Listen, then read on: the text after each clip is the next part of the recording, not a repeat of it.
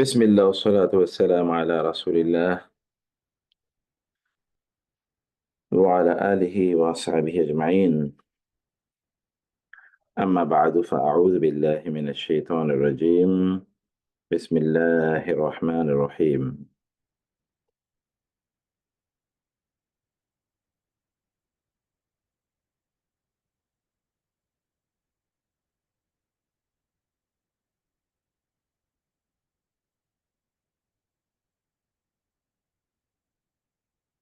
وإذا ضربتم في الأرض فليس عليكم جناح أن تقصروا من الصلاة إن خفتم أن يفتنكم الذين كفروا إن الكافرين كانوا لكم عدوا مبينا.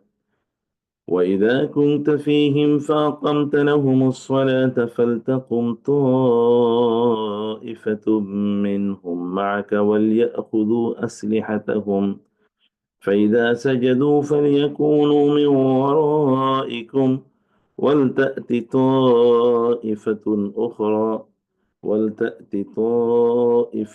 أخرى لم يصلوا فليصلوا معك وليأخذوا حذرهم وأسلحتهم ود الذين كفروا لو تغفلون عن أسلحتكم وأمتعتكم فيميلون عليكم ميلة واحدة.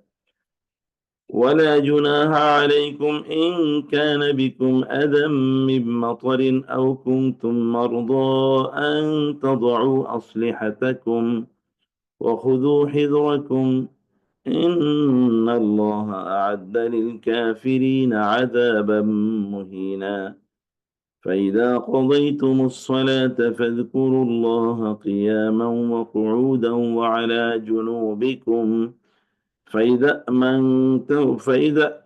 اطمأننتم فأقيموا الصلاة إن الصلاة كانت على المؤمنين كتابا موقوتا. ولا تهنوا في ابتغاء القوم إن تكونوا تألمون فإنهم يألمون كما تألمون وترجون من الله ما لا يرجون وكان الله عليما حكيما.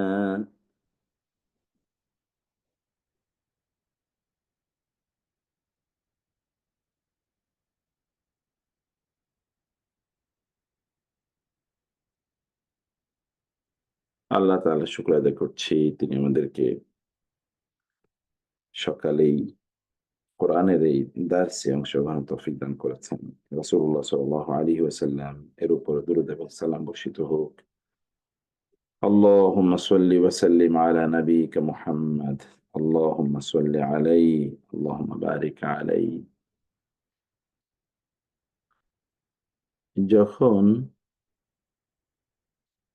কোরআন কোন একজন মানুষ তেলাওয়াত করে, তখন তার অন্তরে প্রশান্তি নাজিল হতে থাকে এবং রহমত তার উপর বর্ষিত হয়। ফেরেশতারা তাকে চারিদিক থেকে ঘিরে রাখে এবং আল্লাহ তাআলা ওই ব্যক্তিকে কেন্দ্র করে ফেরেশতাদের সাথে বিভিন্ন আলোচনায় সূত্রপাত করেন এবং ফেরেশতাদেরকে তিনি গর্ব করে বলেন, "দেখো, আমার বান্দারা তারা কি করছে?" কোরআনের মধ্যে যেমনি ৪ টি সুসংবাদ আছে, ঠিক তেমনিভাবে কোরআন পাঠের মধ্যে যেতে যেমন ভাবে ৪ টি সুসংবাদ আছে, ঠিক তেমনিভাবে কোরআনের সাথেও ৪ টি সুসংবাদ আছে। একটি হলো কোরআনই আমাদের জন্যে ওয়াজ হিসেবে যথেষ্ট। ২ নম্বর বিষয় হচ্ছে কোরআন আমাদের জন্য শিফা, মেডিসিন। কেউ যদি বিশ্বাস করে কোরআনকে মেডিসিন হিসেবে গ্রহণ করে, it will be enough for him, her। এবং এটি আমাদের জন্য পথ দেখিয়ে দিতে পারে। জিপিআরএস যেমনিভাবে আপনার বাসার লোকেশনে আপনাকে নিয়ে যায়, কোরআনও ঠিক আপনাকে আপনার ডেস্টিনেশনে নিয়ে যাবে। সেটি দিনই অথবা দুনবী, দুনিয়াবি, যেকোনো ডেস্টিনেশন সেখানে আপনাকে নিয়ে যাবে। এবং কোরআন হচ্ছে রহমত। কোরআন পাঠ করলে যে বাসায় কোরআন পাঠ করা হয়, সে বাসায় রহমত ভর্তি থাকে। আল্লাহ সুবহানাহু ওয়া তাআলা সেটি তাকে প্রদান করেন। তো এমন একটি অবস্থায়, এমন একটি পরিস্থিতিতে আমরা যেন কোরআনের সাথেই লেগে থাকতে পারি। আল্লাহ তাআলার কাছে আমরা সেই প্রার্থনা জানাই। আল্লাহ তাআলা আমাদেরকে তৌফিক দান করুন। আল্লাহুম্মা আমিন। সূরাতুন নিসা এর আজকের রুকুটি ১৫ তম রুকু এবং আয়াত নাম্বার হচ্ছে ১০১ থেকে ১০৪। এখানে আল্লাহ তাআলা সফর অবস্থায় সলাতের বিধান কি হবে সেটি উল্লেখ করেছেন। সফর ২ কারণে হতে পারে। একটা হচ্ছে যুদ্ধের কারণে আপনি সফরে গিয়েছেন, যুদ্ধের কারণে। তার মানে এখানে একটা যুদ্ধ অবস্থা আছে। আরেকটা হচ্ছে এমনিতেই জীবনের কারণে অর্থাৎ বা দুনিয়ার কারণে। তাহলে একটা হচ্ছে আখিরাতের কারণে আপনি যুদ্ধ করছেন। আখিরাত বা দিন, আর হচ্ছে জীবন বা দুনিয়া। এই ২ কারণেই আপনি কি করেছেন? আপনি এই সফরে গিয়েছেন। এই সফর অবস্থায় সলাটটা কি হবে? সফর অবস্থায় সালাতটি কসর হবে। সফর অবস্থায় সালাতটি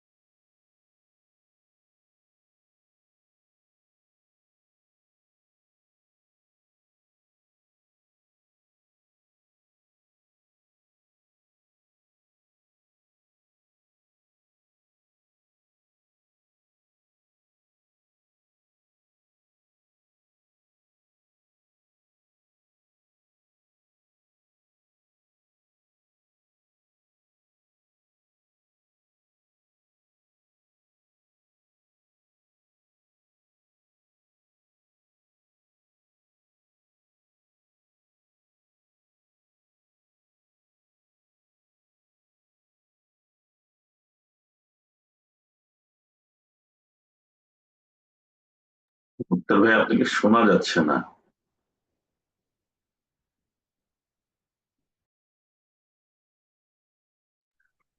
সফরের অবস্থায় আমরা বলেছিলাম যে ২ ভাবে আপনি মানে সফর অবস্থায় তো সালাত কসর হবে।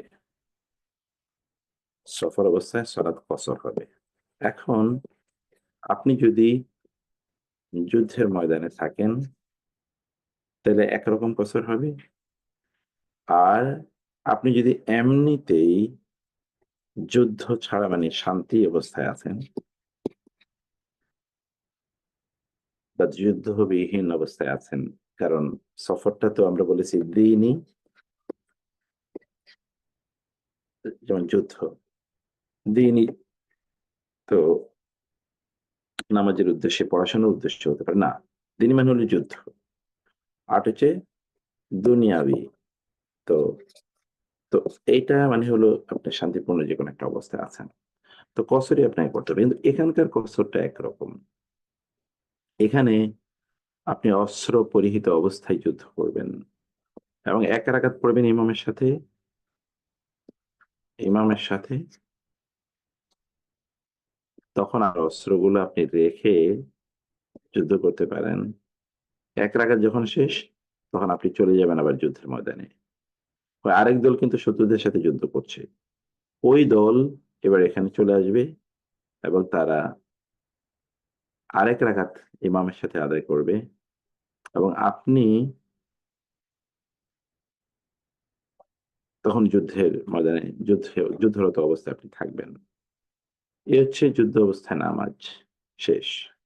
কিন্তু যখন আপনি দুনিয়ার বা শান্তি বা ভালো কোনো এমন কোনো কাজে, যেমন আপনি ব্যবসা-বাণিজ্যের কাজে অথবা কারো সাথে সাক্ষাৎ করতে, যেকোনো কাজই হোক না কেন যাচ্ছেন যেটা যুদ্ধ অবস্থা নয়, সেখানে আপনি ২ রাকাত নামাজ আদায় করবেন। ৪ রাকাত গুলোকে, এবং ৩ রাকাত হলে ৩ রাকাতেই, ২ রাকাত হলে তো ২ রাকাতেই। সেক্ষেত্রে আপনি একাকীও পড়তে পারেন যদি আপনি একাকী সফরে থাকেন, আর যদি দুজন থাকেন তাহলে অবশ্যই একজনকে ইমাম বানিয়ে তারপরে আপনাকে নামাজ আদায় করতে হবে। এই কথাগুলোই আজকের রুকুতে আলোচিত হয়েছে। মুক্তার ভাই, আসসালামু আলাইকুম, একটা কোশ্চেন করতে পারি? জি, জি, জি, জি ভাই। আমার জন্য পার্সোনালি এটা প্রযোজ্য। আমাদের কাট অফ ডেটটা কি 15 ডেজ? 15 ডেজ যদি বেশি থাকি, which I am this time around, তাহলে কি আমি রেগুলার নামাজ পড়বো, ঠিক না? এক্স্যাক্টলি। এখন এটা তার আগে নিয়ত নির্ভর করে হচ্ছে আপনার নিয়তের উপর। হুম। নিয়ত, আপনি কতদিন থাকার মনস্থ করেছেন? 21 দিন। আচ্ছা, যদি আপনি 21 দিন থাকার মনস্থ করে থাকেন, সিদ্ধান্ত নিয়ে গেছেন, তাহলে আপনি যেখানে পৌঁছেছেন সেখানে আপনি ফুল নামাজ আদায় করবেন, কারেক্ট। যেখানে পৌঁছেছেন, কিন্তু পথিমধ্যে কসর, ক্লিনিক্যাল। ওকে। পথিমধ্যে কসর করতে হবে। আর যদি আপনার নিয়ত থাকে যে না, আপনি 15 দিনের কম অবস্থান করবেন, কিন্তু এইটা আসলে 15 দিন থেকে এটা পর্যন্ত 30 দিন হয়ে গেছে, আপনার নিয়ত ছিল 15 দিন, ইউ ডিসাইডেড যে আপনি সেখানে উইল স্টে মানে ফর 30 days, মানে 15 less than 15 days, not 15, less than 15, ঠিক আছে? তখন আপনি বেশি থাকলেও আপনাকে আর কসর করা লাগবে না, কারণ আপনি তো জানেনই না কতদিন থাকবেন। ইউ মিন কসর পড়া লাগবে? তখন আপনি কসর করা লাগবে না, কারণ আপনি জানেন না তো কতদিন আচ্ছা, থাকবেন। আচ্ছা। আপনি আমার নিয়ত কথা করেছেন 15 দিনের কম, আচ্ছা, আচ্ছা। 15 দিনের কম, তখন আপনাকে রাস্তায় কসর করতে হবে, কিন্তু যেখানে গিয়েছেন, রেগুলার।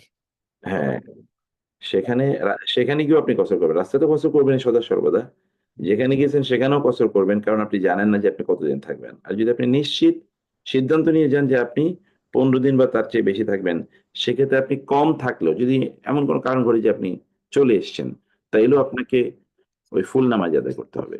তাহলে ডিপেন্ডস আপন নিয়ত এবং distance. Got it, thank you. তবে আমার একটা প্রশ্ন আছে, এটার অপোজিটটা। সালাম আলাইকুম।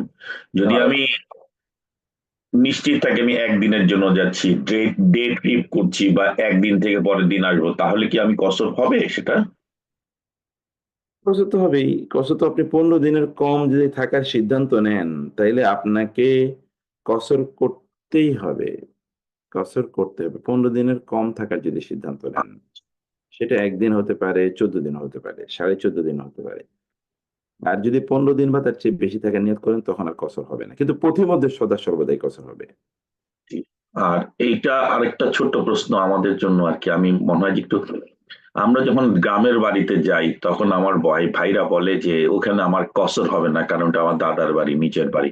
ঢাকাতেও কসর হয় না, বা নোয়াখালীতে গেলেও কসর নাকি হবে না, বা পাশে নানার বাড়িতে গেলে ওইটাতে কসর হবে। এটা ব্যাখ্যাটা কি একটু দিবেন? আহ, এই কথা তো ঠিক, মানে আপনি যেখানে সফর করতে যাচ্ছেন, আপনি যেখানে কসর করতে যাচ্ছেন, সেই জায়গায় আপনি, মানে আপনি যেখানে বেড়াতে যাচ্ছেন, সেটা যদি আপনি নিজের পৈতৃক অথবা নিজের মালিকানাধীন কোনো জায়গা হয়, তাহলে সেখানে আপনি কসর করবেন না। আর যদি ব্যাপারটা এমন হয় যে আপনি যাচ্ছেন হচ্ছে অন্য কারো বাসার উদ্দেশ্যে, যেমন আপনার নানার বাড়িতে আপনি যাচ্ছেন, এক্সাম্পল বলছি, সেখানে আপনি যাচ্ছেন, আর এতটুকু সফরের দূরত্ব আপনি অতিক্রম করছেন, তাহলে নানার বাড়ি থেকে আপনি কসর করবেন। সেখান থেকে যখন আপনি আপনার নিজের বাড়িতে আসবেন, তখন আর কসর করবেন না। তো এই কিন্তু নিজের বাড়ির ডেফিনেশন তো, মনে করেন আমি তো কখনো বেড়াইতেই গেছি সারা জীবন, কারণ আমি কখনো থাকি নাই। আমার দাদার বাড়ি, আমার বাবা ছিলেন, আমি কখনো পার্মানেন্টলি থাকি নাই, বেড়াতে যেতাম বাবার সাথে। এখন আমাদের বাংলাদেশের কনসেপ্টে ওইটাই তো পৈতৃক ভিটা বাড়ি হিসাবে থাকে, আমাদের একটা ঘর আছে। তো সেই প্রসঙ্গে হয়তো ওইটাও বোধহয় এই জন্যই বোধহয় আমার ওইখানে কসর হবে না, তাই না? না, দাদার বাড়ি তো আপনার নিজের বাড়ি, দাদার বাড়ি তো আপনার নিজের বাড়ি, মানে বাপের বাড়ি আর দাদার বাড়ি তো আপনার নিজের বাড়ি, সেই তাহলে বাড়ি। আমার সন্তান যদি, বা ওরা যদি আমেরিকাতেই থাকে বড় করে, সে যদি ঢাকায় আসে, তাহলে তো তারও কসর হবে না, কারণ সেটা তো তার বাবার বাড়ি বা দাদার বাড়ি বা হ্যাঁ, এক্স্যাক্ট। নিজের বাড়ি কিভাবে হয় মানুষের? নিজের বাড়ি হয় দুই ভাবে। নিজের বাড়ি হয় দুই ভাবে। এর মধ্যে একটা হলো তিনি পৈতৃক সূত্রে এটার মালিক হয়েছেন অথবা তিনি এটি কিনেছেন। এর মাধ্যমে নিজের বাড়ি হয় এবং সেই নিজের বাড়ি তার 10 প্লাসও হতে পারে, সমস্যা নেই। ওদের নিজেরই বাড়ি। সেখানে তাকে কসর করতে হবে। ওখানে পার্মানেন্ট যেটা থাকে সেটাই তার নিজের বাড়ি না। যেখানে তিনি গিয়ে যেটা আ আ যেটা তার নিজের কেনা অথবা এটা তার নিজের মালিকানাধীন, সেটাই তার বাড়ি বা নিজের বাড়ি বলে পরিগণিত হবে। কোন সমস্যা নেই। একটা প্রশ্ন মাত্র ভাই, সরি যে এই টপিকটা জন্য উঠছে। কসরে যে সালাদ জোড়া লাগিয়ে কসর করা যায়, জোহর আসর মাগরিব এশা, এটার একটু ব্যাখ্যা কি যে কোনো সময় পড়তে পারবো? হ্যাঁ। যে কোনো সময় পড়তে পারবো কিনা? আমি হয়তো যেই জায়গায় কসরের জায়গায় মনে করেন মাগরিবের ক্ষেত্রে যেটা হয়, আমি মনে করেন কক্সবাজার বেড়াতে গেছি, হাঁটছি, এমন সময় মাগরিবের আজান দিল, তখন কি আমি মাগরিবের নামাজ পড়বো না? মানে আমি কি রুমে যাওয়ার পরে আরো যখন এশার নামাজ হবে তখন জোড়া লাগাবো, নাকি না আমার তো আমি অলরেডি এখানে স্টেশন হয়ে গেছে, আই এম নট মুভিং দেয়ার, তখন মাগরিব হলে মাগরিবেরটা পড়ে নিব কিনা বা জোড়া লাগাবো কিনা, সেটা এই এই কনফিউশনটা একটু ক্লিয়ার করে দেন। হুম, আপনি ধরেন যখন সফর অবস্থায় থাকবেন, তো সফর অবস্থায় থাকলে এটা নিজের বাড়িতে কিন্তু যেখানে গিয়ে আপনি পার্মানেন্ট কোনো রেসিডেন্সি উঠেছেন, সেখানে তো আর আপনি কসর করবেন না। অতএব ওইখানে কসরের নামাজ সফরের সময় জমা করা যায়। জমা মানে হচ্ছে ২ টা নামাজ একসাথে পড়া যায়। সেটা কি? যোহর প্লাস আসর। এই মানে এতটুকুই। মানে এমন না যে আসর প্লাস মাগরিব, তা না। যোহর প্লাস আসর। এটা আপনি যোহরের সময় পড়তে পারেন, আসরের সময় পড়তে পারেন। ২ রাকাত করে। এবং দ্বিতীয়ত হচ্ছে কি? মাগরিব প্লাস এশা। এরকম না যে মাগরিব প্লাস আসর অথবা যোহর প্লাস ফজর, এরকম না। মাগরিব প্লাস এশাই। এটা মাগরিবের সময় পড়তে পারবেন, এশার সময় পড়তে পারবেন। মোস্তফা, আমার প্রশ্নটা হলো মাগরিবেরটা নিয়ে। আপনি মাগরিবের সময় আপনি বসে আছেন, আজান দিচ্ছে, আপনি বললেন আমি কি তখন মাগরিব না পড়ে, সিন্স আই ক্যান কম্বাইন মাগরিব এন্ড এশা, এশার আজানের সময় যে মাগরিব আর এশা একত্রে পড়বো, এটা কি ঠিক নাকি না? যেহেতু আমি এখন বসেই আছি, স্টেশন অবস্থায় আছি, আমি আমার ডেস্টিনেশনে পৌঁছে গেছি, মাগরিবের আজান শুনতেছি অথচ আমি মাগরিব পড়ছি না, কারণ আমি এশার সাথে জোড়া লাগাই, এটা অনেককে দেখি। এই লজিকটা আমি একটু, আমার কাছে খটকা লাগে আর কি। আমি এটা আমি আসতেছিলাম আপনার ওই আলোচনায়। আমি আসতেছিলাম, সমস্যা নেই। সেটা হলো তাইলে এই ২ টা নামাজ যেকোনো সময়ে আপনি ২ টার সাথে জোড়া লাগিয়ে পড়তে পারবেন। এটার সাথে ওইটা, ওইটার সাথে ওইটা। এখন প্রশ্ন হলো যে আপনি কোন একটা জায়গায় ধরেন আপনি অবস্থান করছেন, আপনি দেখতেছেন ওইখানে নামাজ হচ্ছে, আপনি নিজেও নামাজ পড়ার মতো পরিস্থিতি ওইখানে আপনি আছেন। সেক্ষেত্রে তো আপনি নামাজ আদায় করবেনই। সেক্ষেত্রে সালাত হচ্ছে এমনকি আপনি যদি কোথাও ফরজ পড়ে আসেন এবং আপনি দেখলেন যে এমন কোন জায়গায় গিয়ে দাঁড়িয়েছেন যেখানে ফরজ হচ্ছে, জামাত হচ্ছে, সেখানে আপনাকে জামাতে অংশগ্রহণ করতে হবে। এটা ইসলামের দাবি, ঈমানের দাবি। কোথাও আপনি যেমন ধরেন কোথাও ফরজ পড়ে একটা মসজিদে ফরজ পড়ে গেছেন, আপনি আরেকটা মসজিদে গিয়ে উপস্থিত হয়েছেন এবং ওখানেও ফরজ নামাজ হচ্ছে, জামাত হচ্ছে। সেক্ষেত্রে আপনি জামাতে অংশগ্রহণ করবেন। আদারওয়াইজ অন্যরা মনে করবে এ মুসলমানই না। নামাজ জামাত হচ্ছে, সে নামাজ আদায় করছে না। তো সেক্ষেত্রে নামাজ হচ্ছে উনি বসে আছেন আর তিনি পরে আদায় করবেন। এইটা তো পুরোভাবেই শরিয়ার স্পিরিট এবং সুন্নাহর স্পিরিটের বিরোধী। উনি তো বসে আছেন। এখন প্রশ্ন হলো যে আপনি আগেই ধরেন এমন হচ্ছে যে আপনি মাগরিব এখন যখন পড়ছেন না, এই মাগরিবের সাথে আপনি এশা পড়ে নিলেন। কারণ আপনি জানেন যে এশার সময় আপনি স্বাভাবিক অবস্থায় হয়তোবা থাকবেন না। আপনি হয়তোবা তখন জার্নিতে থাকবেন। অথবা আপনি অন্য কোনো এনগেজমেন্টে আপনি থাকবেন। সেখানে এশার জামাতও হবে না। আপনি কোনো একটা জায়গায় অবস্থান করছেন, ওইখানে সবাই নিয়মিত নামাজ আদায় করছে, আপনিও বসে আছেন। সে অবস্থায় তো আপনি নিয়মিত নামাজ আদায় করবেন। কিন্তু আমরা যেটা করি যেমন আ আ জুমার পরে কোথাও আমরা সফর শুরু করি। জুমার পরেই আমি আসরের নামাজটা পড়ে ফেলি। আবার কোন একটা জায়গায় সফরে আছি। তো এখন মাগরিবের নামাজ পেয়ে গেলাম রাস্তায়, মাগরিবের নামাজ পেয়ে গেলাম, এরপরেও জার্নিতেই থাকবো। হ্যাঁ, এশার নামাজ অথবা রাস্তা দিয়ে যাওয়ার সময় কোনো একটা মসজিদে পেয়ে যেতেও পারি, কিন্তু ওই সময় মাগরিবের সাথে এসে পড়ে নিলাম, কারণ আমি নেমে আবার উজু করব, আবার পানি পাবো কোথায়, আর ওয়াশরুমে যাবো কোথায়, এত পেরেশানিতে না গিয়ে আল্লাহ যেহেতু সহজ করে দিয়েছেন, আমি মাগরিবের সাথে এসে আদায় করে নিয়েছি, এরপরে আমি আমার জার্নিতে অব্যাহত আছি। এই পরিস্থিতিতে জমা করবেন। আরেকটা প্রশ্ন, একটু অপ্রাসঙ্গিক, কিন্তু যখন প্রশ্ন শুরু হয়েছে একটু করে, আপনার জুমার সময় আমি জুমার নামাজ আদায় করছি, ওই সময় কোনো কারণে আমার অজু ছুটে গেল, এখন আমি মনে করেন এত কাতার ভেঙে তো যে অজু করে আসতে পারা, দেন আমি তো আমি নামাজটা কন্টিনিউ করবো ইমাম সাহেবের সাথে, তারপর কি হবে মুক্তার ভাই? আমার তো অজু ছুটে গিয়েছিল। না, না, নামাজ হবে না। উনি সেখান থেকে বের হয়ে আসবেন। স্বাভাবিক নিয়ম হলো তিনি বের হয়ে আসবেন। এখন জুমার সময় তো মুক্তার ভাই মনে করেন একদম ফ্রন্ট কাতার আছি, পিছনে মানুষ সেজদাতে আছে, দাঁড়িয়ে আছে, বাইরে আর কোনো স্কোপই নেই। আমি বুঝতে পেরেছি। ধরেন আপনি, এটা সাধারণ নিয়ম হলো তিনি বের হয়ে আসবেন। সাধারণ নিয়ম হলো তিনি বের হয়ে আসবেন। আর যদি বের হয়ে না আসতে পারেন তাহলে তিনি বসে থাকবেন।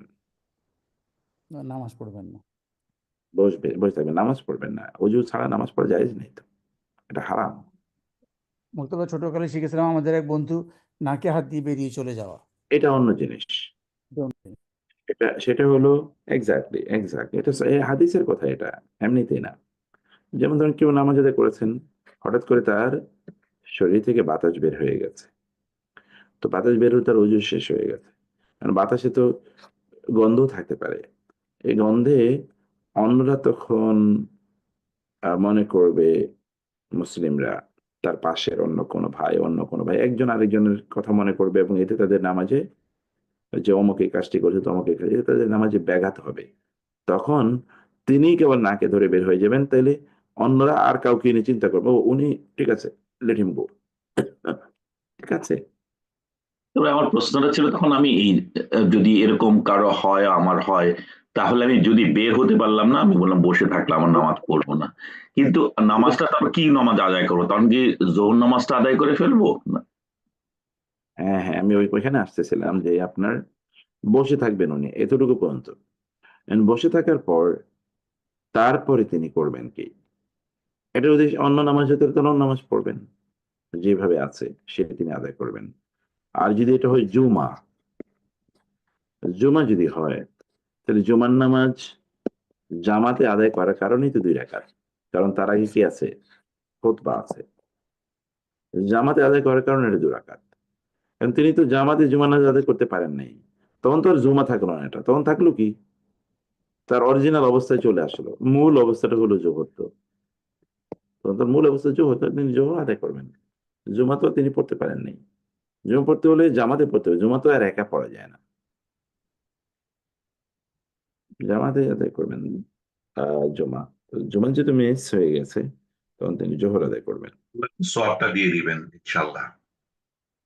হ্যাঁ, সওয়াব তো একটা, আল্লাহ তাআলা মানুষের নিয়তের কারণে সওয়াব প্রদান করেন।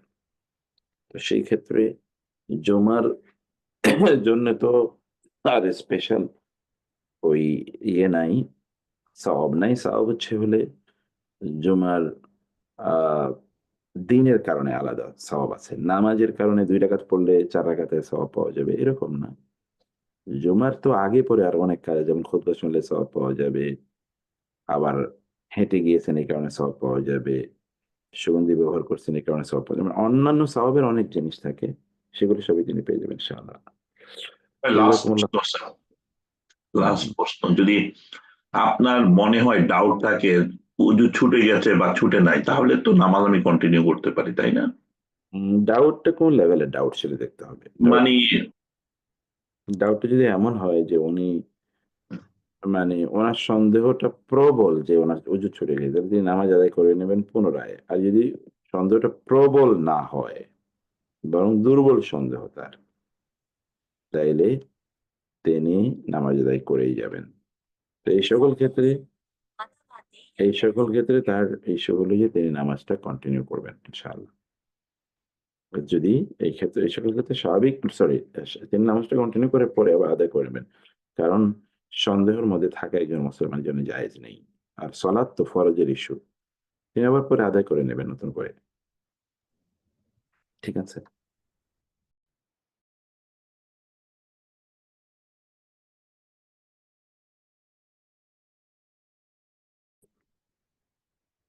মানে ওয়াইদা দরাবতুম ফিল আরদি, আর যখন তোমরা জমিনে সফর করো তখন তোমাদের উপর কোনো গুনাহ বর্তাবে না যে তোমরা সালাত কসর করবে। মানে সালাত কসর করলে তোমাদের কোনো গুনাহ হবে না। যদি ভয় করো যে যারা কুফরি করেছে তারা তোমাদের ক্ষতি করবে, এমন যদি কোনো ভয় থাকে তাহলে খেয়াল করবেন এতটুকু পর্যন্ত দেখেন। যদি কাফেররা তোমাদের কোনো ক্ষতি করার ভয় তোমরা করে থাকো তাইলে সলাৎকে কসর করা তোমাদের কোনো সমস্যা নাই। এবং এই আয়াতের এই পরের অংশের কারণে যেমন শিয়ারা আছে, শিয়া এবং অন্যান্য যারা আছে তারা কিন্তু কসরের নামাজকে স্বীকার করে না। তারা কসরকে স্বীকার করে না, তারা বলে না কসর বলতে কোনো কিছু নেই। এবং আবার কেউ কেউ মনে করেন যে কসর না করলেও হয়ে যাবে, কিন্তু আহনাফের মতে, হানাফি মাযহাব অনুসারে না, আপনাকে কসর করতেই হবে, এটা ফরজ।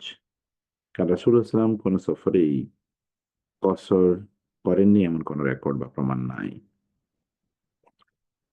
ইন্নাল কাফিরিনা কানু লাকুম আদুওয়াম মুবিনা, কাফেররা তোমাদের শত্রু, অতএব তোমাদের যদি কাফেরদের পক্ষ থেকে কোনো আক্রান্ত হওয়ার ভয় থাকে তাহলে তোমরা নামাজ কসর করতে পারো। এখন আক্রান্তের আলোচনাটা চলে আসলো।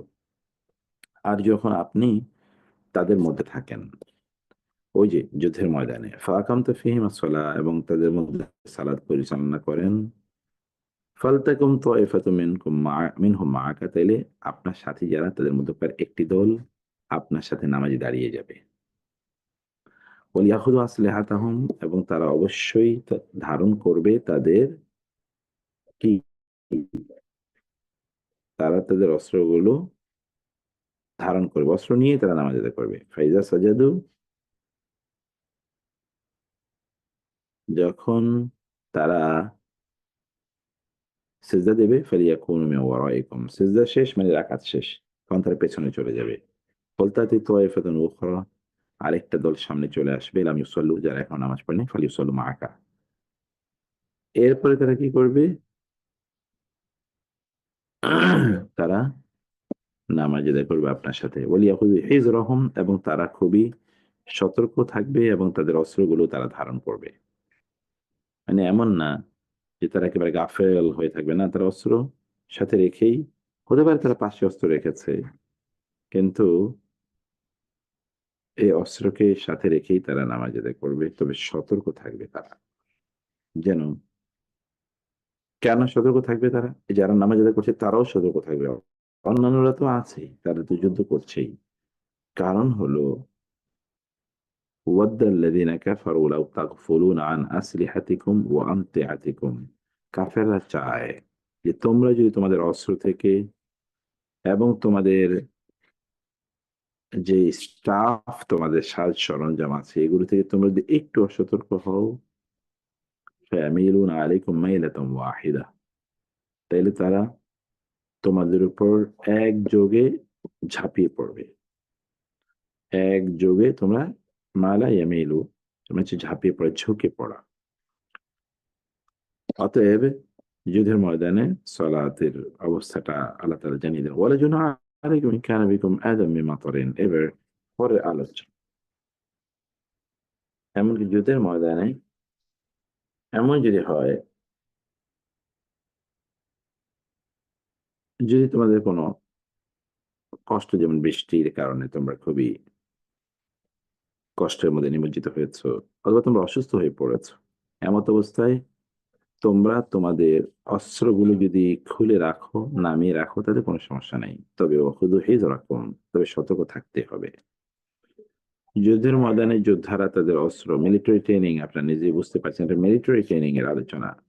যুদ্ধের ময়দানে ব্যক্তি তার অস্ত্র রেখে দেবে না, কারণ শত্রু যে কোনো সময় আক্রমণ করতে পারে। অতএব you will have to on alert, you will have to be on alert all the time. কোনোভাবে আপনি সেখান থেকে গাফেল হলে শত্রুরা আপনাকে আক্রমণ করবে। তো শত্রুরা আপনাকে আক্রমণ করলে তো আপনার প্রবলেম না শুধু, এটা তো উম্মার প্রবলেম, জাতির প্রবলেম, অথবা পুরো গোষ্ঠীর প্রবলেম, অথবা পুরো বাহিনীর প্রবলেম। সে কারণে আপনি করে রাখতে পারেন দুই অবস্থায়। খুবই কষ্ট, বৃষ্টির কারণে ধরেন আপনি চলতে পারছেন না, আবার যুদ্ধ হচ্ছে না, আবার আপনি অসুস্থ হয়ে পড়ছেন, যুদ্ধে অংশগ্রহণ করতে পারছেন না, এরকম অবস্থায়। তো ইন্নাল্লাহ, নিশ্চয়ই আল্লাহ তাআলা হচ্ছেন আ'আদ্দা লিল কাফিরিনা আযাবাম মুহিনা। আপনাকে বিশ্বাস রাখতে হবে যে আল্লাহ তাআলা কাফেরদের জন্য খুবই লাঞ্ছনাদায়ক শাস্তির ব্যবস্থা করে রেখেছেন। অতএব তারা পরাজিত হবেই, তারা পরাজিত হবেই। আচ্ছা, এটা সলাতের কথা। বেসিক্যালি সলাত আমাদেরকে আদায় করতেই হবে, সেটা যুদ্ধাবস্থায় হোক অথবা কি শান্তি অবস্থায় হোক। আমরা বলেছি যে শান্তি অবস্থায় যে কোনো ভাবে হোক আপনি যখন সালাত আদায় করবেন, এই সলাতের পর আপনার কাজ থাকবে কি? সলাতেই একমাত্র এবাদত না, তারপরে আপনার এবাদত আছে, সেই এবাদতটা কি?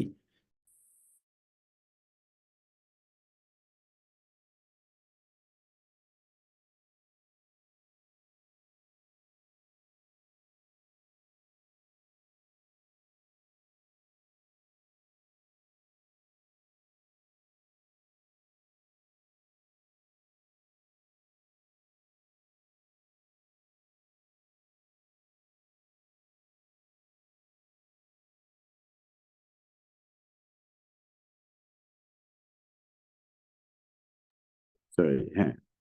তো তাইলে কি হলো, সলাতের পর সকল সলাত, সেটা যুদ্ধ অবস্থায় হোক অথবা সাধারণ অবস্থায় হোক, ফাইদা কাদাইতুম সলাতা, যখন তোমরা নামাজ শেষ করবে, ফাযকুরুল্লাহ, তখন তোমরা জিকির করো আল্লাহর, কিয়ামান, দাঁড়িয়ে যেমন যুদ্ধের অবস্থায়, কুউদান, বসে স্বাভাবিক অবস্থা, আলা জুনুবিকুম, এমনকি শুয়ে শুয়েও।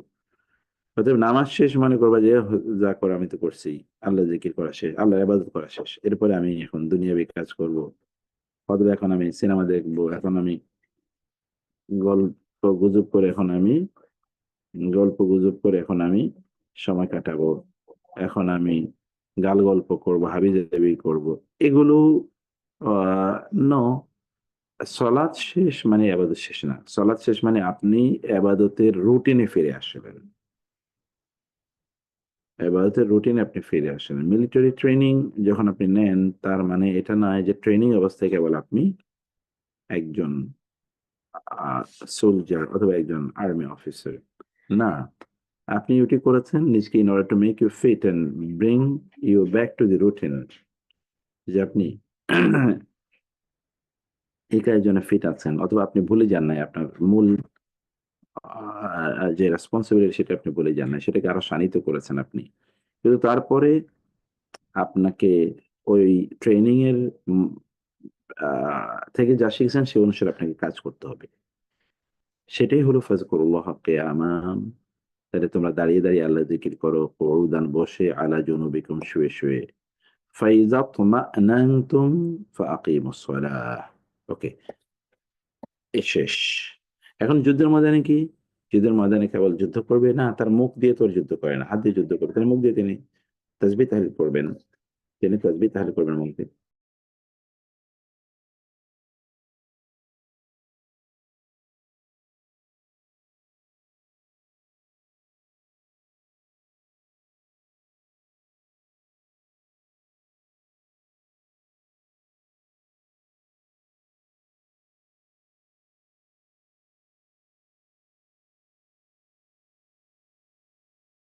তাইলে সকল অবস্থা এটা, কিন্তু আমরা যেহেতু যুদ্ধের ময়দানে আয়াতে আছি, ফাইজা তুমানানতুম, এখন জরুন এমন হয়েছে আমরা যুদ্ধের ময়দান থেকে বের হয়ে এসি, এখন নিরাপদ। ফাকিমুস সালাহ, তখন নামাজ পূর্ণ আদায় করতে হবে। ইন্নাস সালাতা কানাত আলাল মুমিনিনা কিতাবাম মাওকুতা, এবং নির্ধারিত সময় নামাজ আদায় করতে হবে। তখন আর সফরে আমরা যেটাকে দেখেছি জমা, মানে দুই নামাজ একসাথে আদায় করা, না, সেটাও করা যাবে না। আবার দেখেছি কসর, এটা করা যাবে না, দুটো একটা করা যাবে না। কারণ এখন আমরা নিরাপদের জায়গায় ফিরে এসেছি বা নিজের বাসস্থানে ফিরে এসেছি। যুদ্ধের আলোচনা তো, এ কারণে আলোচনা শেষ হয়েছে যুদ্ধ দিয়ে, ওয়ালা তাহিনু ফি ইবতিগাইল কওমি। যেই শত্রু জাতি বা কাফেররা যাদের বিরুদ্ধে তোমরা সরাসরি যুদ্ধে লিপ্ত হয়েছো, তাদেরকে তাড়া করতে, তাদের পেছনে তাদেরকে ধাওয়া করতে তোমরা হতোদ্যম হইও না, হীনমনস্ক হইও না, হীন মনা হইও না। বরং ইন তাকুনু তা'লামুন,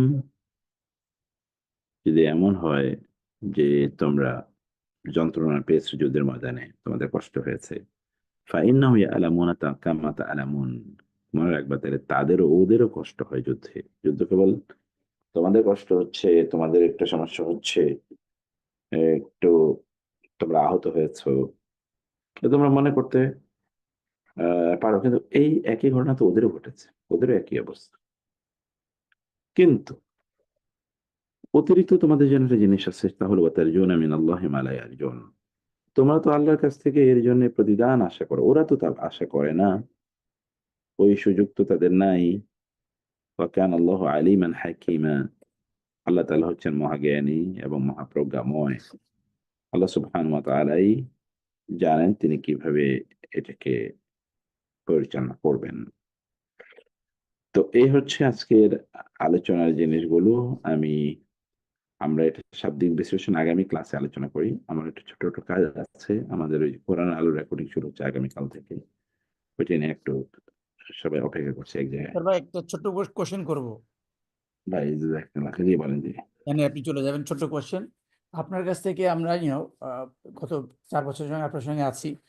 উই আমি জি। আমার কথা বলবো, I like the discussion that you bring not only religion, you bring also the কি বলবো socio economic condition, sometimes religio political condition and nation building condition.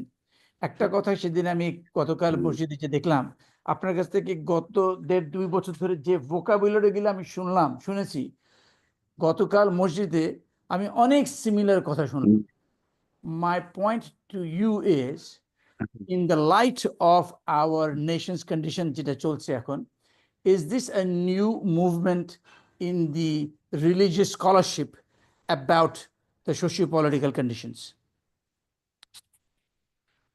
না, আপনি ঠিকই বলেছেন। আমাদের মানে একদিকে হলো মানুষ তো দীর্ঘদিন পর্যন্ত তারা ওপেন উন্মুক্ত সমাজ না পাওয়ার কারণে তারা তাদের কথাবার্তাগুলো সেভাবে বলতে পারেন নাই।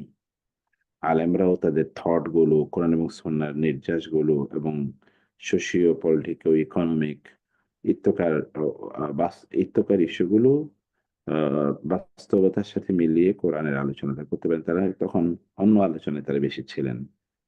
তো এই কারণে এখন আলোচনাটা আরো বেশি প্রায়োগিক এবং প্র্যাকটিক্যাল, বাস্তব ভিত্তিক করার বা এই জিনিসগুলো তুলে আনার জন্য সুযোগ পেয়েছেন আলেমরা। এ মসজিদে এসে আলোচনাগুলো আসে, মাহফিল আলোচনাগুলো আসে। কিন্তু একটা প্রবণতা যেটা তৈরি হয়েছে সেটা হলো যে একেবারেই 360 ডিগ্রি অ্যাঙ্গেলে যখন আপনার আলোচনাগুলো পরিবর্তন হয়ে যায়, কেবলই সেখানে মানে আপনি সোশিও পলিটিক্যাল ইস্যু আলোচনায় আসে, সেখানে রিলিজিয়াস বা স্পিরিচুয়াল জিনিসগুলো যদি না আসে, তাহলে এটা আরেকটা ডিজাস্টার, এটা আরেক ধরনের ক্ষতি। তো সে কারণে আলেমরা বা যারা রিলিজিয়াস ডিসকাশন গুলো করেন, তাদের সামনে থাকতে হবে যে ওনারা স্পিরিচুয়াল এবং আমরা যদি বলি ভেরি প্র্যাকটিক্যাল বা লাইফ রিলেটিং যে ইস্যুগুলো আছে, দুটোরই কিন্তু ব্লেন্ডিং ওনাদেরকে করতে হবে। এইটা যদি মিস হয়ে যায় তাহলে আরেকটা সমস্যা তৈরি হবে। তখন আমরা হয়তো অনেক বেশি কেবল দুনিয়ার আলোচনায় করছি, তখন আমাদের দিনী আলোচনা বা আমাদের নিজেদের আত্মার উন্নয়নের জিনিসগুলো তখন হারিয়ে যাবে। এই জায়গাটা একটু সতর্ক থাকতে হবে আরকি। Otherwise things are going in the right direction আমার মনে হয়। আল্লাহর রহমতে ইনশাআল্লাহ। Thank you, thank you. Sir ভাই একটু করেন, আমাকে একটু হোস্ট বানিয়ে দেন, আমি একটু সবার সাথে একটু কথা বলতে চাই, সবাই একটু থেকে যান প্লিজ। আপনার হোস্ট বানানো আছে ভাই। হোস্ট আচ্ছা হোস্ট বানাই দিচ্ছি। হোস্ট বানাই দিচ্ছি। ওকে, জাযাকুমুল্লাহ খাইর। হাদা ওয়া সাল্লাল্লাহু সুবহানাহু ওয়া তাআলা নাবিয়িনা মুহাম্মদ ওয়া আলিহি ওয়া সাহবিহি আজমাইন। সুবহানাকাল্লাহুম্মা ওয়া বিহামদিকা আশহাদু আল লা ইলাহা ইল্লা আনতা আস্তাগফিরুকা ওয়া আতুবু ইলাইক। ওয়াসসালামু আলাইকুম ওয়া রাহমাতুল্লাহি ওয়া বারাকাতুহু। ওয়ালাইকুম ওয়ালাইকুম আসসালাম ওয়া রাহমাতুল্লাহি ওয়া বারাকাতুহু। ভাই আসসালামু আলাইকুম রহমতুল্লাহ। আমি জানি অনেকেই হয়তো আপনারা আহ, আহ, এই মোকাদ্দেম অথবা আমার কাছে হাদিয়াটা প্রেরণ করেন। যদি কেউ যদি এর মধ্যে যারা আছেন যারা প্রেরণ করেননি, প্লিজ আমাকে অথবা মোকাদ্দেমকে দেন, আমরা ইনশাল্লাহ এই সপ্তাহের মধ্যে ওনার কাছে হ্যান্ড ওভার করে দেবো ইনশাল্লাহ। আর যারা দিয়েছেন ধন্যবাদ। রিজনেবল অ্যামাউন্ট হয়েছে ইনশাল্লাহ, যতটুকু এক্সপেক্ট করেছি we have probably reached it. আলহামদুলিল্লাহ আলহামদুলিল্লাহ আর জিয়া মহিউদ্দিন বল তার থেকে যা। Okay brother Shahed how are you ও চলে গেল কে কে চলে গেল? আজাদ আছে। না না মহিউদ্দিন। আমি শাহেদকে একটু হ্যালো বলতে যাচ্ছিলাম হ্যাঁ, শাহেদকে নিয়ে তোকে নিয়ে একটু শাহেদের অরফেনেজে যাব ভাই, দেখা উচিত। Hello, hello. Assalamu alaikum. ওয়ালাইকুম আসসালাম। ওয়ালাইকুম how are you brother Tamam, alhamdulillah. তামাম তামাম এই আয়েশা রিয়া কেমন হয়েছে? ওই ম্যাথস পরীক্ষা কেমন হয়েছে? না আলহামদুলিল্লাহ বললো খুবই ভালো হয়েছে বললো। এখন রেজাল্টটা আসলে আর কি বুঝতে পারবো অ্যাকচুয়ালি কত ভালো। মায়া বললো, মাহতাবের সঙ্গে সেদিন দেখা হয়েছে আমার আশিটু কার? মাহতাবের সঙ্গে রাস্তায় দেখা হয়েছে ওই ও যে আচ্ছা নিপু আচ্ছা নিপু আচ্ছা, নিপু নিপা। নিপুর সাথে, হ্যাঁ মাধবের সাথে, হ্যাঁ আচ্ছা হ্যাঁ হ্যাঁ হ্যাঁ, না আমি ওকে বলছিলাম যে ইয়ে করছিস কি বলে, ওকে হাই বলেছিস যে হ্যাঁ বললো আর কি। না আমি তো ওই যে ঢাকায় ছিলাম ওর বাসাতেই, যখন ঢাকায় গেছিলাম আর কি। হ্যাঁ। তো যাই হোক, ও নিপু আসবে রিউনিয়নের সময় আমার হ্যাঁ, বাসায় আসবে আর কি। তো আমার বাসায়, নতুন বাসায় ফার্স্ট গেস্ট উইল বি না নিপু আর কি staying there. আমি উঠতে চেয়েছিলাম কিন্তু চিন্তা করলাম যে আমরা ওদেরকে বলছিলাম, তোরা তোরা আমি তো শুনেছি যে তোরাও নাকি আমাদের সাথে ওখানে চলে যাবি এয়ারফোর্সে। না আমরা ভাবছিলাম চলে যাব, পরে দেখি না একটু ডিফিকাল্ট ইয়ে হয়ে যায় ওই ওই ইয়েতে থাকলে। এই দ্বারা আমি লিফটে উঠছি, হয়তো একটু ডিসরাপ্ট হইতে পারে, এই কি বলে, পরে দেখি না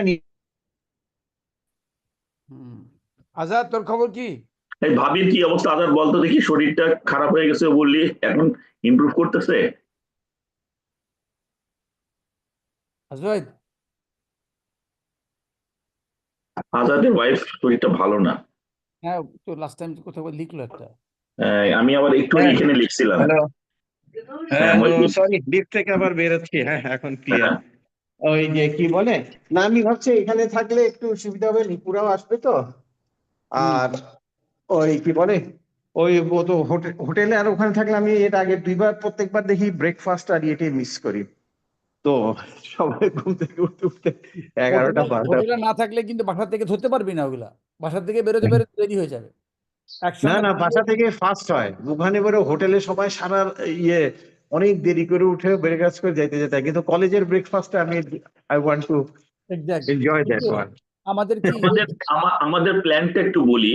আমরা হ্যাঁ, ইনশাল্লাহ সবাই টিকিট পেয়ে গেছি ইনশাল্লাহ। তো আমাদের 2:45 এ হলো ফ্লাইট বিমানের। তো বিমান তো শালা লেট করে। এনিওয়ে আমরা পৌঁছেই আমরা we are trying to get A car for us, অন্তত আমাদের 4 জন ব্যাচেলার, যারা আমি, জিয়া, অপু, ওমর, পাম্পু। পাম্পু ফেনী থেকে ডাইরেক্টলি চলে যাবে ওইখানে হ্যাঁ। প্রথম দিন। আমি একটা গাড়ি ফার্স্ট ডে জন্য রেন্ট করতে যাচ্ছি, তাহলে ওই সাজ্জাদের পাল্লায় পড়লে রাত 2টার সময় রওনা দিতে হবে, ও গ্যাং নিয়ে যাচ্ছে। তো আমরা ড্রপ অফ করে কলেজে স্ট্রেট চলে যাব, রেজিস্ট্রেশন করি, গুডি ব্যাগস গুলো নিই। ওই দিন রাত্রেটাই ইস্যু আর কি, আমাদেরকে ড্রপ করাটা, ওই জন্য গাড়িটা নিচ্ছে আর কি, কারণ গভীর রাতে তো। Yes. পরের দিন সকালে কিন্তু planning to have breakfast in FCC, ওই ইয়া খাওয়ার যদি পারি আর কি। যাবো কেমন করে আমরা, হ্যাঁ, খাবো কেমন করে, মুখ দিয়ে না না যাবো কেমন করে, যাবো যাবো, গাড়ির ব্যবস্থা আছে। আমি যেটা করেছি হ্যাঁ। সেকেন্ড ডেতে বাই দ্য টাইম পাম্পু চলে আসবে, ওমরও তো ডাইরেক্টলি আসতেছে। হ্যাঁ, তো ওমরের গাড়ি আর পাম্পুর গাড়ি ওর ভাড়া গাড়ি আছে, ওইটাকে রেখে দিব আর ওটা রাখতেছি আমাদের সাথে। তাহলে এটা আর ওইটা ফ্রাইডে, ওই দিন আমি হয়তো আমার অফিসের গাড়ি একটা জোগাড় করার চেষ্টা করব রাত্রেবেলা ড্রপ করার জন্য। আর স্যাটারডেতে আমরা ওখান থেকে এয়ারপোর্টে যাব, তখন এদেশাম চলে যাব ওদিকে, ওমর চলে যাব ওদিকে, আমার শ্বশুরের বাড়ির গাড়িটা নিয়ে আসবো। তাহলে আমরা 4 জনে এয়ারপোর্টে ড্রপ পাবো ওইটা দিয়ে। এটা হলো দ্যাটস দ্য প্ল্যান। আমার এয়ারপোর্ট তোদের টাইমের চেয়ে অনেক আগে তো। I need a separate ride, আমাকে একটা উবার করে তোর তো এয়ারপোর্ট থেকে এয়ারপোর্টেই যাবি শালা, তুই তো ইয়ার ভিতরে আসিস, ও আচ্ছা, আমি তো কলেজে যাচ্ছি না। ওকে ওকে ওকে ওকে তুই তো কলেজেই যাচ্ছিস না। তো সেকেন্ড ডেটাই হলো ইস্যু। সেকেন্ড ডেতে ওই chief of army staff he will take the salute, ওইটা আমাদের ইম্পর্টেন্ট। আর মেবি আমি যেটা শুনতেছি, আমাকে একজন বলছিল 23rd ব্যাচকে রিকগনাইজ করবে ফর্মালি। আচ্ছা, কেন কি করেছি আমরা? আমরা কি করেছি, একটা হলো কলেজকে আমি 2000 সাম্পলিং দিছিলাম ওরা গাছ বনায়ন কর্মসূচিতে, বুঝছিস?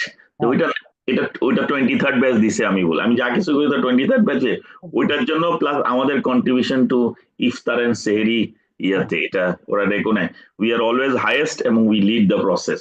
ফলে 23rd ব্যাচকে আমাকে রবীন্দ্র দিয়া বলছিল যে আমরা প্ল্যান করতেছি যে 23rd ব্যাচকে একটা স্পেশাল রেকগনিশন দেব।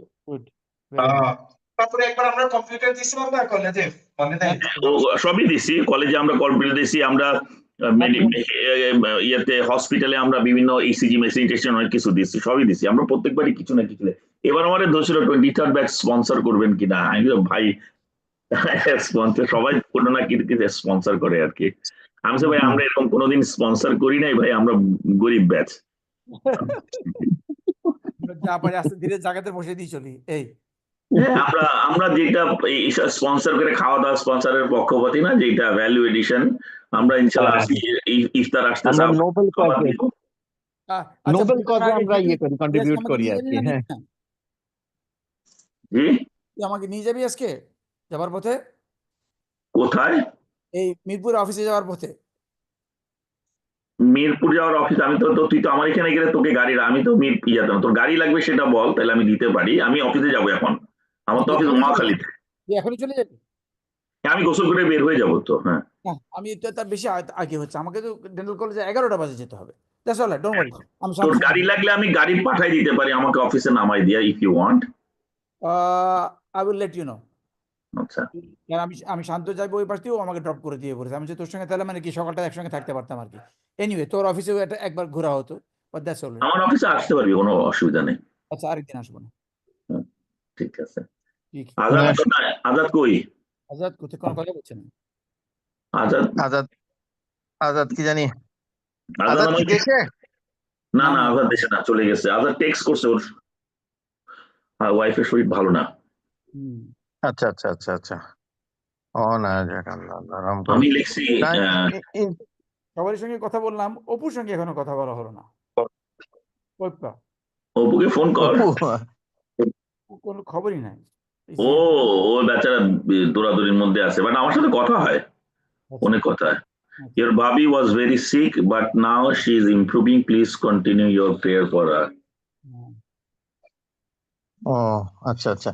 না ওর বাচ্চাদের এখন কি অবস্থা, ওদের তো লাস্টে বললো যে ইয়ের মধ্যে যাবে আর কি, কি যেন ওরা বাসায় ফেরত গেছে। ওইখানে ইয়ারা আছে, ওই সাদিদের বাপ মারা গেছে, ওই স্কুল থেকে ইন্স্যুরেন্স থেকে পয়সা দিছে ওদের ফ্লাইট, আর অপুদের ফ্লাইট দিছে টুনিশার ইন্স্যুরেন্স থেকে। ওরা ঈদের সময় যাচ্ছে, ঈদের রোজার মধ্যে যাবে। আচ্ছা আচ্ছা আচ্ছা। না যাক আল্লাহ রহমত, আল্লাহ আল্লাহ আল্লাহ। ওই দিন তুই কি আমার সাথে আসিস নাকি, যাবি না? কি করতেছিস? জর্ডান আর ইজিপ্ট লোকে তো একটাতে যা, এর লোক সব শালা ডিশ মারছে, কেউ নাই।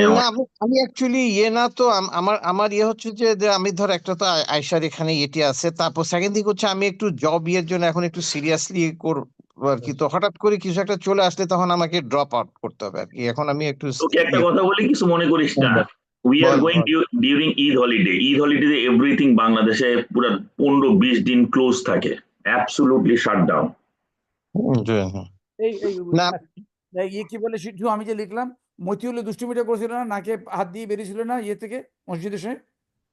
এটা আমি জানি না মতিউল কি করছে, মতিউলের সালের উপর ট্রাস্ট কর। ও তো তাহলে তুই যেটা বলছি ওটা তো ও তো প্রত্যেক মাগরিবে নাকে হাত দিয়ে বাইরে হওয়ার কথা, ও তো অজু রাখতে পারতো না। ও তো করেছিল এবং ওকে কে মার দিয়েছিল আমার একটা মনে আছে, he made a big fun of it. বুঝছি, আমি দেখছি। সবাই হো হো করে হেসে উঠেছিল। হ্যাঁ, এটা এটা আমাদের হাফেজ হাবিবুল্লাহ স্যার শিখাইছিলেন নাকে হাত দিয়ে বাইরে হয়ে যাওয়া। কে কে শিখেছিলেন আমাদের? হাফেজ হাবিবুল্লাহ, হাফেজ ও আবদুল্লাহ। হাফিজ আব্দুল্লাহ স্যার। এটা আমার মনে আছে, নাকে হাত দিয়ে বাইরে হয়, যাতে লোকে বুঝতে পারে যে এটা গন্ধ হয়েছে আর কি, তুমি যে ইয়া কোথায়। কিন্তু বাংলাদেশের কথা বুঝছিস জিয়া, আবার গতকালকে মনে হইলো যে আমার অজু ছুটে গেছে। হ্যাঁ। ছুটলো কি না এটা দিয়ে আমি কন্টিনিউ করে ওই স্পিরিটের উপর চলে গেছি। বা সবসময় ওই যে শালার পেট খাই পাতা কিনা তোরে বলতেছিলাম না শালার। আর মানে এইগুলি যখন চিন্তা করি তখন ইয়ের মধ্যে জামাতে থাকলে, আর জামাতে আমি হলাম ফার্স্ট রোতে, ওই মসজিদে ভালো ফার্স্ট কথা রোতে। বলেছে, উনি তো হ্যাঁ ভালো কথা বলেছে, তুই বসে থাকবি, দ্যাটস ওকে। হ্যাঁ এটা people will know there is something is wrong with this guy, that's it. আর তার হ্যাঁ গন্ধ ছাড়লে সখন সহজে এই লোক না ওই লোক, তখন ওদের নামাজে প্রবলেম হয়ে যাবে, এই জন্য না না এইটা গন্ধও না দোস্ত, তুই বিশ্বাস, ওই মনে হয় কি তোর পাছার মধ্যে একটা কি একটা মুভ করছে, ওই যে মনে করে যে ওই যে মাঝে মাঝে পাছা চুলকায় না গুঞ্জনারে, ওইটা কি গন্ধ, মানে ওইটা কি লিক করে বাইরে হইলো নাকি না ওইটা এমনি মাঝে মাঝে হয়, কিন্তু এটা ওই যে চুলে চুলে ঘর্ষণ টর্ষণ এরকম একটা কিরকম একটা মনে হয়, আর ওইটা কিন্তু তো লিক না, এটা কিন্তু সারাদিন কিছু চিরাঙ্গে নতুন নতুন কি ইমপ্রুভমেন্ট হয়েছে? চিটাগংয়ে ইমপ্রুভমেন্ট নাই, কোনো ইমপ্রুভমেন্ট নাই, যা আছে কোনো তাই কিছু শালা, নাই, সব আগে rundown city, it is a rundown city. খালি একটা হচ্ছে ওই এলিভেটেড এক্সপ্রেসওয়েটা চালু হয়েছে, ওটা দিয়ে এয়ারপোর্টে সাই করে চলে যায়, তোদের ওখান থেকে সিটিতে আসতে গেলে টাইম লাগবে না আর কি। ওটা ফালতু একটা হয়েছে, এটা একটা ফালতু, এটা নাকি ডিজাইন আছে, ওইটা দিয়ে উইটা দেখি কি আমার শ্বশুর বাড়িতে কতবার গেছি যে দেখি যে আগ্রাবাদে কোনো ডাউন নাই, সেই আমাকে সারা লালখান বাজারে যায় মহা বিপদে পড়ছে রাতের 8টার সময় হালিশহরে যাওয়ার জন্য, আমাকে ওইটা দিয়ে উইটা দেখি যে কোনো আমি বলছি ইয়াতে হ্যাঁ, বসে, কোনো এক্সিট নাই, ইয়ে নাই, এটা আরেক ইয়ে এখন একটা আমি মনে করো আমি হলাম হালিশহরের লোক, আমি তো ভাবছি নিশ্চয়ই ইয়াতে থাকবে, মানুষ তো প্লেনে করে আইসা আগ্রাবাদের নামে কমার্শিয়াল টাউন, ওইখানে কোনো ড্রপ নাই। আরে শালা যায় দেখি সে লালখান বাজারে যা ন্যান করছে, এই তো শালা রাতের তো এমনি উইকডেজ এর থার্সডে তে সে আবার তোর ওই তোর বাসার সামনে দিয়ে যাইয়া ওই পাহাড় তুলে দিয়ে বাইরে হালিশহরে গেছি। অ্যাটলিস্ট তার ওই পোর্টের ওখানে একটা কি বলে ওই যে পোর্ট কাস্টমস এর ওই জায়গাটা দিয়ে একটা ইয়ে দিতে পারতো আর কি। এটা নাকি পরে শুনলাম এই র্যাম গুলো আছে, 3টা ডাউন ড্রপ আছে, ওগুলি ওই পয়সার অভাবে করে নেয় আর কি, আগে এটা স্ট্রেট চালু করছে, তারপর এখানে আপ উঠা নামার জায়গা হবে, ওই ওই প্ল্যানে ওইটা আছে। যাই হোক এই মুহূর্তে মানে এই মুহূর্তে নাই আর কি। এই মুহূর্তে নাই, এই মুহূর্তে ওখানে উঠা আরে কি এক কনফিউজিং, কখনো এই দিক দিয়ে খুলে কখনো ওই দিক দিয়ে খুলে, এই অবস্থা আর কি, বন্ধ করে দেয় এই অবস্থা। তো ওরা চিটাগাঙ্গে ওরকম সিগনিফিকেন্ট কোনো চেঞ্জ টেঞ্জ নাই তো, ওখানে আমি এখন শুনলাম কোথায় ক্যান্টনমেন্টের কাছে ওইদিকে কি একটা পার্ক কালকে রাব্বি বলতেছিল, যাবো প্ল্যান করছি টরছি, দেখি এখন নাথিং ইয়ে, বরং এখানে আরো ইয়ে মানুষজন গাড়ি ঘোড়া বাড়ছে, জাম টামের অনেক বাড়ছে দোস্ত, হ্যাঁ, একটা এটা run down fucked up city হয়ে গেছে। হুম একটা ছিমছাম শহর ছিল, এখন ইয়ে হয়ে গেছে পুরো জিসির একটা। মোড়, মানে এভরিথিং ইজ ইন জিসির মোড়, ওই জায়গাটায় একটা শেষ, লালকা বাজার থেকে জিসির মোড় পর্যন্ত। আর চিটাগাং এর শালা কোনো ইমপ্রুভমেন্ট নাই, খালি ইয়া উঠতেছে, এই যে শপিং মল ছাড়া আর কিছুই নাই, হুম এই আর কি। তো ঠিক আছে, যাই যাই গোসল হোক, করি, অফিসে যেতে হবে। হ্যাঁ, তোরা I'll get ready. আমিও আই এম গেটিং রেডি, আমি গোসল করবো, অফিসে চলে যাবো। আর ভালো দেখ, মিরপুরে 11 নম্বরের ডেন্টাল কলেজ থেকে বের হয়ে আমি কার অফিসে যেতে পারি, সেটু আশেপাশে কেউ আছে না নাই? তুই আশেপাশে কার অফিস ওখানে, ওইখানে তুই ফারুকরে পাবি, ওইখানে তুই ইয়াতে চলে যা, গাড়ি যদি থাকে তুই ইয়াতে যা, হামিদের এখানে যা, হামিদে ফোন দে, হামিদের অফিস হলো রাওয়া ক্লাবের পাশের বিল্ডিং। তো ওকে আমি বললে ওটা গাড়ি পাঠিয়ে দিতে পারবে নাকি, আমি একটা উবর নিয়ে চলে যাবো? কোনটা না ওদের SKS? কারো গাড়ি ওরকম নাই দোস্ত, এসকেএস টাওয়ারে তুই উবার মুভ কর, উবার ইজ ফ্যান্টাস্টিক কিন্তু দোস্ত। ওকে, I'll take over then. আগে থাকতে হবে তো, okay, he has to be there. Call him, Okay. Yes, call I'll do him. it. আর Okay. ইউসুফকে কল দিতে পারি, ডিওএইচএস ইউসুফকে এখন ফোন দে। ইউসুফের বড় প্রোগ্রাম চলছে। আচ্ছা ও কি যেন কিসের প্রেসিডেন্ট, ও সাভারে চলে গেছে, ওগুলো সমস্ত কিছু করতেছে। আচ্ছা ও আচ্ছা He has a big DOHS খাবারে। হ্যাঁ। আচ্ছা আচ্ছা আচ্ছা। তো তুই করিস নেক্সট ফ্রাইডেটা নেওয়া কোনো লক করার আগে জিজ্ঞেস করে ইউসুফ হয়তো দাওয়াত করে, ইউসুফের সাথে আমার কথা হয়েছে, ইজ সাপোজ টু লেট সাভারে নিয়ে যেতে চাচ্ছে, আমি সাভারে যেতে চাই না। কবে এটা? ও আমাকে বলছে চল এটা দোয়ার সামিল হও, আমরা উদ্বোধন করব। অত দূর গিয়া মাটি কাটাকাটি শুরু করবে, আই এম নট না ইন্টারেস্টেড। না না না না ইউসুফ বলি আমি তোর বাসায় কবে দাওয়াত করতেছিস, সিটু বললো যে 30 তারিখে। 30 তারিখে আমার সাথে কথা হয়েছে, ও লুনার সাথে কথা বলে জানাবে। এখন কিছু বলেনি, বলছি। তুই 30 তারিখটা কোনো ডিনারের কোনো প্রোগ্রাম রাখিস না, নিয়ে এলে আমাদের জিজ্ঞেস কর, আমি ইউসুফের সাথে কথা বলি, ইউসুফ জানাবে আজকের মধ্যে বলছে আমাকে। আর না হইলে আমি ফ্রাইডেতে আমরা গেট টুগেদার করে ফেলবো কোথাও, ওকে, তখন ওমর চলে আসবে। অলরাইট, খোদা হাফেজ, লেট মি গো, আমাকে ডাকছে। আল্লাহ হাফেজ। হ্যাঁ আর ভাই ইয়ে ভালো থাক। শারিয়াত, হ্যাঁ ভালো থাকিস। Okay. হ্যাঁ আর বল। শারিয়াত পুরা গ্রুপ তোরা কি ওই 8 তারিখে চলে যাচ্ছিস নাকি ও 9 তারিখ বা ওরকম 8 যাচ্ছিস? তারিখ 8 তারিখে তো আমরা আমাদের ফ্লাইট হলো 4:45 ফ্লাইট, ও আমরা ইয়াতে যাচ্ছি ওই যে, কারণ বাবুর ছেলের হলুদ আছে। দোয়ার সামিল, আচ্ছা আচ্ছা আচ্ছা আচ্ছা। আর বাবুর ছেলের বিয়ে তো কত 10 তারিখে না কবে? 10 তারিখে একটা বিয়ে আছে, বিয়েতে তো আমরা হয়তো নাও যেতে, কারণ 10 তারিখে কলমের হ্যাঁ ছেলের বউ আছে। হ্যাঁ কলমের ছেলে 11 তারিখে অ্যাটেন্ড করবো আর কি। আমরা অবশ্য নজরুল প্ল্যান করছি ওইখান থেকে যা বাবুর এখানে হাজির হবো, খাবো হইলো ওইখানে, আর একটু বিয়ের অনুষ্ঠানে ঢুকবো আর কি। আচ্ছা দেখি আমি প্ল্যান করতে পারি কিনা, এখনো ইয়ে নাই। 10 তারিখে চলে গেলাম, 10 তারিখে গিয়ে অ্যাটলিস্ট সোমবারিতে 10 বা 11 তারিখ 10 দুইটা আর অ্যাটেন্ড। 11টা তুই ধরতে পারবি, বুঝছিস, সমানটা ধরিস। আর বাবুর তো আছে, বৌভাতটা আমাদের জন্য ইম্পর্টেন্ট, তাই না? তখন তো হুম ছেলে হুম হুম হুম হুম। না ঠিক আছে, আমি দেখি ওইভাবে ইয়ে করে প্ল্যান করে দেখি। তারপর নিপুরা যদি 9 তারিখে চলে যায় বা 10 তারিখে চলে যায় তাহলে একসাথে যেতে তুই আমার পারবে। বাসায় যা উঠিস, তুই আর নিরামিষে চলে আসিস আমার বাসায়, বাসা তো খালি। আচ্ছা আচ্ছা, তাও করা যায়। আচ্ছা দেখি আমি ইনশাআল্লাহ হুম, ওইভাবে ইয়ে করি। ঠিক আছে। ওকে দোস্ত, হ্যাঁ আচ্ছা, হ্যাঁ রাখি তাহলে, আল্লাহ হাফেজ।